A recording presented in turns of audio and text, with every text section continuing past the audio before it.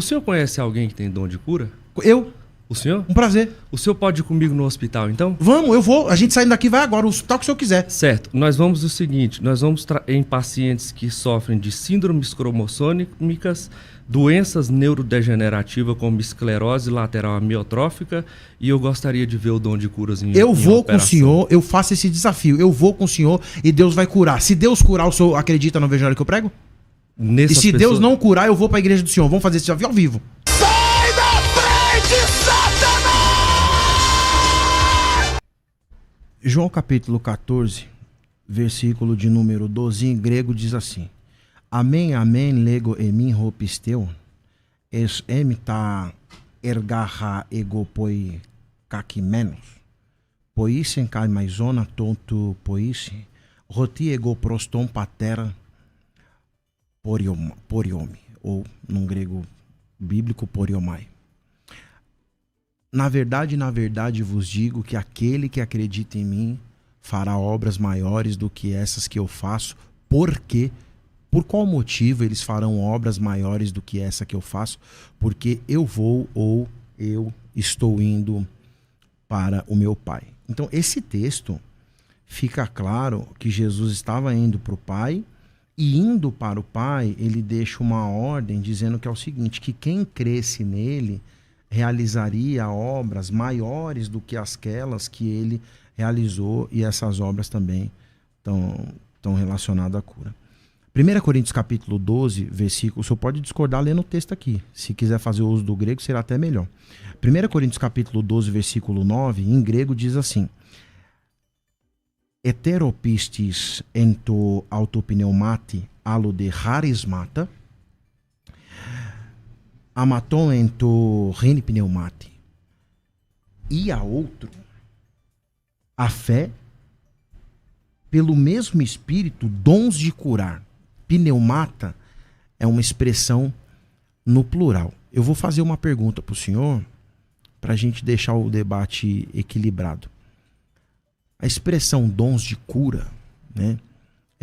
A expressão curar, curas, pneumata, o senhor falou que não repousa igual em Jesus e nos apóstolos sobre cada indivíduo nos dias de hoje. Eu pergunto, qual palavra foi utilizada para modificar que esses dons continuariam nos dias de hoje sobre cada indivíduo, diferente de carismata, perdão. Carismata, carisma, se mudou sobre cada pessoa, qual a palavra passou a ser utilizada para que alguém pudesse orar e ter autoridade para receber ou distribuir a cura no nome de Jesus? Pastor Paulo Henrique, se eu puder lhe fazer uma sugestão, fale na língua do povo.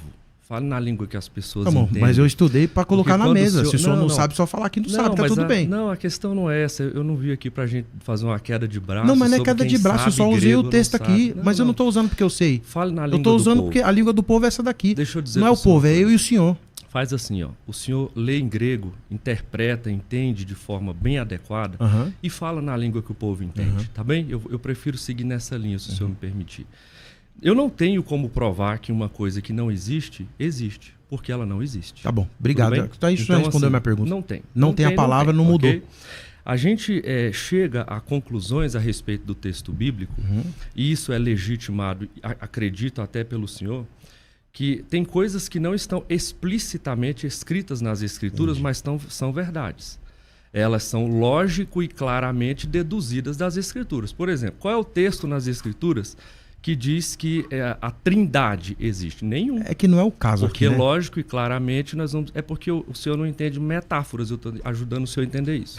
É comparações. Né? Eu tenho um problema de dicção. Eu notei. Então a gente, quando faz esse tipo de análise, percebe que a leitura das Escrituras não pode ser literalista nesse sentido. Entendi. Ok? Jesus disse, eu sou a porta. Se você é literalista, você tem que procurar a maçaneta. Onde está, não é?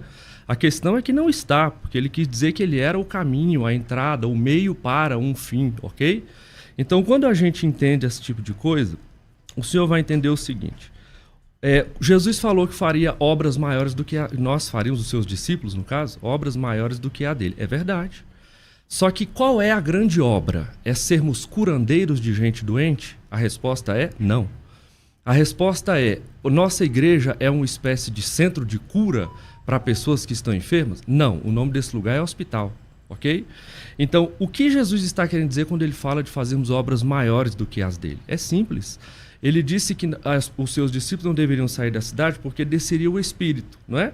E que a obra do Espírito os faria lembrar do pecado, da justiça, do juízo, e recebereis poder ao descer do céu o Espírito. Para quê? Para serem curandeiros? Não. Para serem minhas testemunhas, tanto em Jerusalém quanto na Judéia e em Samaria até os confins da terra. O testemunho é autenticado pelos milagres. A finalidade da obra de Cristo e dessa poderosa obra que ele realizaria é que nós seríamos grandes testemunhas dele. Então, como testemunhas, o povo saiu, os discípulos saíram. Se o senhor olhar, por exemplo, o sermão de Pedro, milhares se converteram. Qual foi a pregação que Jesus fez e que milhares de pessoas se converteram? Não há menos potência na pregação de Jesus, Como o que há uma promessa. Como é que é a pergunta que o senhor fez? A respeito? Da pregação que converteu milhares? A pregação de Jesus disse que nós faríamos obras maiores do que a dele, certo? Sim. E o Espírito era o meio que nos garantiria esse poder para operar essas obras. Isso. E as obras que o Espírito veio para que nós operássemos não foram obras de cura, mas obras de serem minhas testemunhas. Mas não é disso que está tratando o texto, né? Porque assim, ó, o texto de Jesus, ele fala assim, ó, acreditem em mim, credes que eu estou no Pai e o Pai em mim. Credes ao menos pelos milagres, pelas obras. As obras que ele está vendo ali são sinais, né? Autenticam então, o fato da gente crer em Deus. Isso, é disso que ele está tratando. Isso. Os milagres que ele faz, aleijado, anda. Então, se você não crê no que eu estou falando, veja os sinais que eu estou mostrando e esses sinais autenticam o que eu estou falando. Isso aí. Então é isso que ele está falando. Okay. Aí na sequência ele fala assim, inclusive, vocês, aqueles que creem em mim, também farão esses sinais ainda mais ou maiores, porque eu vou para junto do Pai. Não está falando que a igreja também tem essa... mostra esses sinais para que as pessoas creiam no Evangelho? Não é disso? O princípio, pastor, é que a gente precisa interpretar a parte à luz do todo, e não o todo à luz da parte. Então, eu preciso olhar para a grande história das Escrituras para entender esta parte, porque a grande história é o todo. Qual é a grande história? As Escrituras não é um livro sobre nós resolvermos problemas de doença. Ela é um livro sobre Deus resolvendo o problema do pecado, inclusive, que é fazer alguém entrar no céu. Concordamos, acho que ninguém discorda disso. Porém, para fazer isso, ele também cura pessoas, certo? Também cura. Não também é o principal, cura. mas existem também curas. Cura. Mas essas curas, ele não está dizendo que a igreja que vai vir depois dele, porque ele fala assim, vocês farão obras maiores que essa, porque eu vou para junto do Pai. Então não está falando só daquele círculo. Então concordamos que as obras dele são curas. Mas não está dizendo, Jesus não está garantindo que a igreja viveria isso, vivenciaria curas. Com certeza. E a gente não vivencia? Então o assunto aqui é curas, né? Se eu tinha dito que não é. Mas a gente não vivencia cura? O tempo todo. Então, elas autenticam o que a grande mensagem das Escrituras estão nos mostrando. O quê? Que o nosso Deus é poderoso para curar a carne, para curar a alma e para curar perfeitamente uma pessoa a ponto de glorificá-la, ou seja, de fazê-la nova e perfeita, como perfeito e novo era Adão no Jardim do Éden. Okay. Então, o problema disso tudo é que o seguinte, a grande obra da igreja e dos discípulos está sendo apagada, ofuscada por essa ideia de que nós precisamos de gente com dom de cura e de que a gente precisa buscar estas curas e levar as pessoas doentes a essa igreja a qualquer custo, em qualquer tempo, porque esse é o grande negócio.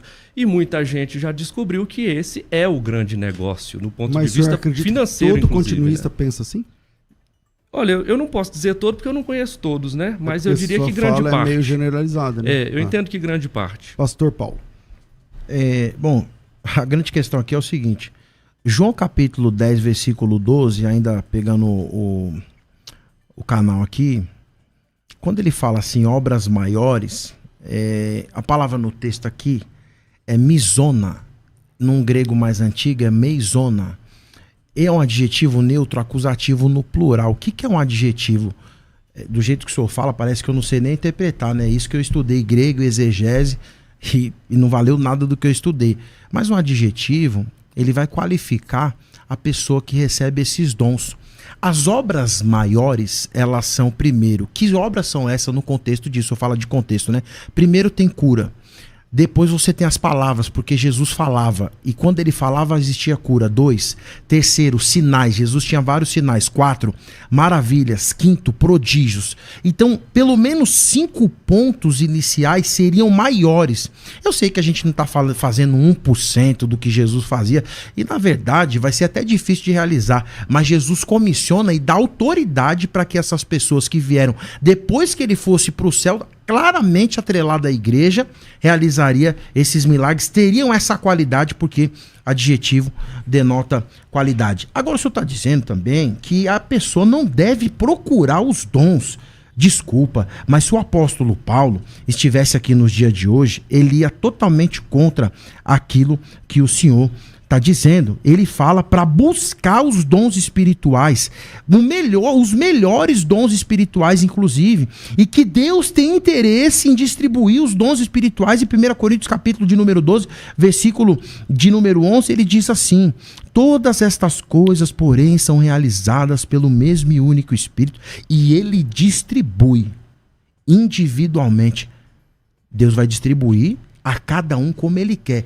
Ele está disposto a distribuir os dons espirituais. E não é a minha cosmovisão, não é a minha visão de mundo, não é a minha visão social. Isso aqui é a qualidade da igreja. Agora eu queria tocar num ponto aqui rapidamente. Se o senhor falou, pro senhor, claro. Entre a cura e a mensagem da salvação, qual é melhor? A mensagem da salvação é seguida de cura. Então vamos trocar o bom pelo excelente? Mas elas são excludentes, pastor? Não, é o que eu tô falando, pastor César. A mensagem da cura está na mensagem da salvação. Porque todo mundo que Jesus curou, quem Jesus curou, era seguido da mensagem da salvação. Então, inclusive, e como que o senhor está separando? Porque assim, Jesus não vai curar... Vamos buscar os melhores? Sim, então, mas tem dom espiritual. Vamos gastar mais energia levando a mensagem da salvação, menos a promessa da cura? Não, mas não tem promessa. Não tem promessa. Só posso dar o que eu tenho. Ou Pedro não falou isso? O senhor conhece alguém que tem dom de cura? Eu. O senhor? Um prazer. O senhor pode ir comigo no hospital, então? Vamos, eu vou. A gente saindo daqui vai agora, o hospital que o senhor quiser. Certo. Nós vamos o seguinte, nós vamos em pacientes que sofrem de síndromes cromossômicas, doenças neurodegenerativas como esclerose lateral amiotrófica, e eu gostaria de ver o dom de curas em Eu vou com o senhor, eu faço esse desafio. Eu vou com o senhor e Deus vai curar. Se Deus curar, o senhor acredita no evangelho que eu prego? E se Deus não curar, eu vou para a igreja do senhor. Vamos fazer esse desafio ao vivo. Ao vivo. Nas pessoas com doença neurodegenerativa? Do jeito que tiver. Alguma coisa impossível para Deus? Nada. Então pronto. Deixa eu só concluir o discurso aqui. Só que assim, deixa eu concluir aqui minha fala. Onde eu levar o senhor, as pessoas têm que levantar, certo? Não. Onde o senhor me levar, as pessoas têm que ouvir o que Deus quer. Não, mas elas são pacientes acamados, sem consciência. E Deus quer o que delas? Não sei. O senhor então é a vontade de Deus soberana. Deixa eu só concluir aqui. Tiago capítulo de número 5, versículo de número 13, diz assim: se entre vocês há alguém que está sofrendo, que ele ore. Há alguém que se sente feliz, que ele cante. Entre vocês há alguém que está doente, que ele mande chamar os presbíteros da igreja, né? Lá na inicial, eu li esse texto aqui, o senhor falou assim, porque aqui não tem nada a ver com a igreja, não sei o quê. Os presbíteros são do quê? As pessoas podem estar em qualquer lugar. Tiago escreve para quem? Vamos trabalhar o conceito básico? Primeiro, quando ele escreveu, para quem ele escreveu, por que ele escreveu e qual o conteúdo que ele fala.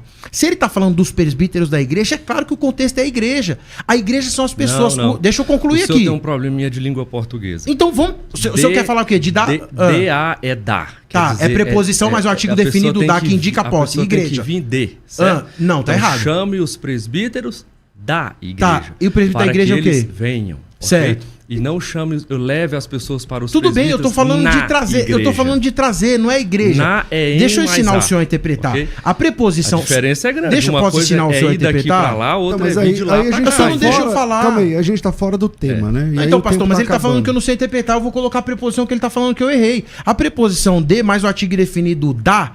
D mais A é da, certo? D mais O é do, que indica a relação genitiva de posse. Ele é da igreja. De quem é os presbíteros da igreja? Tá relacionado à igreja ou não tá? Tá relacionado. Então pronto, chame o de lá. É só isso. Não leve-o para lá. Porque as igrejas, especialmente pentecostais e neopentecostais, em grande parte, se tornaram grandes centros de cura. Então, mas eu tô falando isso? Quem o senhor pode coloca fazer todo da mundo no igreja mesmo balaio. Eu tô debatendo com Não, o eu senhor não aqui. falei todo mundo, eu O disse senhor tá falando grande nas parte. igrejas como se eu estivesse no mesmo ponto. Eu Não disse tá, grande tá parte. eu e o senhor aqui. Eu não Não, represento... o senhor tá no grupo então, porque o mas senhor disse que tem o dom de cura e eu não acredito não tô que o no senhor grupo tenha. nenhum. Eu não falei que eu represento a igreja A ou B. Eu estou aqui com o pastor Paulo Henrique e eu tô debatendo com o senhor um tema aqui. Eu não falei da igreja presbiteriana nem nada. Então, assim, da igreja significa que aqueles presbíteros estão representando uma igreja. Ok. Ou não? São. Então eles são a igreja ambulante. Se esse cara vai pra rua, cura aquelas pessoas, ele vai deixar lá na rua ou ele vai levar pra igreja?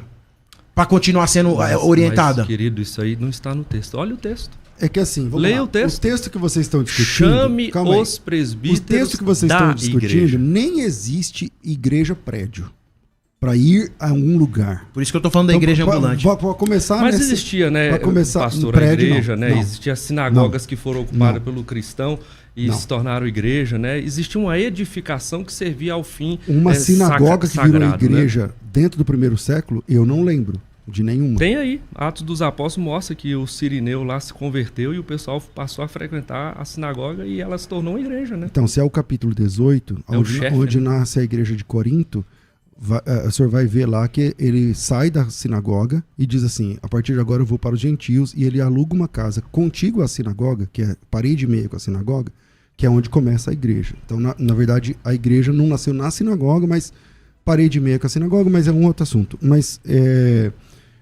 é que eu só acho que, entrando nesse assunto, a gente se desconecta do tema e... Mas deixa eu dizer pro senhor, E- e com a todo gente- respeito, aí só fica- porque que eu acho que tem uma conexão, porque é o seguinte, a ideia de que o dom de cura existe, ele fomenta esse movimento. A ideia de que o dom de cura existe fomenta que há um lugar onde o especialista em dom de cura, no caso a pessoa dotada deste dom, ela recebe as pessoas. Aí ela vai à TV, Então, mas ela é vai outro às tema. redes Isso e é traz outro a pessoa assunto. para lá, Então, mas entende? é que É por assim, isso que eu quero dizer. isso é outro tema. Por exemplo, dom. A palavra dom é um presente. Uhum. A Bíblia diz, bom, Deus deu o presente e tomou, seria isso? Não, Que é um presente, não, né? serviu Dom um significa, propósito. dom em grego Não, mas significa presente. a ideia, pastor, eu entendi Deus sua deu o lógica. presente, certo? Então Aham. ele tirou o presente? Não, ele nunca disse que ia deixar para sempre, disse? Disse. Isso não é parte do plano. Não, tá escrito. A parte do plano, veja, a glória de Deus, É que assim, lá em- pastor, ele lá- não divide com ninguém, certo? Certo, claro. A autoridade ele até divide, a glória não. Então, o problema dos dons, e eu estou certo de que Deus sabia disso, em Cristo Jesus, inclusive, que se isso continuasse daquele jeito o tempo inteiro, era isso que a igreja se tornaria. Porque é isso que os falsos profetas tentaram reduzir a igreja. A um centro de cura, ok? E o que é o pregador? É um curandeiro. A questão é a seguinte: será que é isso que resume o evangelho? A resposta é não. Então, aquilo que foi dado naquele momento, com aquela intensidade, serviu a um propósito temporário. Será que... por que a gente não vê aquele tipo de coisa? Ressurreições, que é um tipo de cura no seu ponto mais No intenso. ápice, claro. Não é? O ápice. Por que a gente não vê mais isso acontecer? Mas A tem, resposta é mas simples. tem, pastor. A resposta é simples. Isso acontece porque a vontade de Deus naquele momento era autenticar a mensagem que estava sendo pregada ali. A mensagem já foi autenticada, os fatos já foram escritos, registrados, e as escrituras onde este registro está é suficiente para promover fé no nosso coração. A gente não precisa ver para crer, a gente tem que ouvir ou ler a história do que aconteceu para crer. Nós, A os fé vem crentes, é pelo assim, ouvir. né? O incrédulo lá já é diferente. Mas a regra é igual para todo mundo, pastor. Não é para crentes e outra Então a pra regra incrédulos. mudou? Não.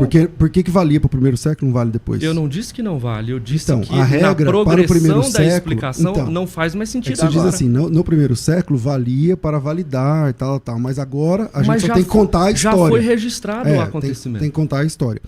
Infelizmente o tempo é curto, mas meu Deus, eu queria ficar aqui mais 1 hora desse bate-papo aqui, mas não dá mais tempo.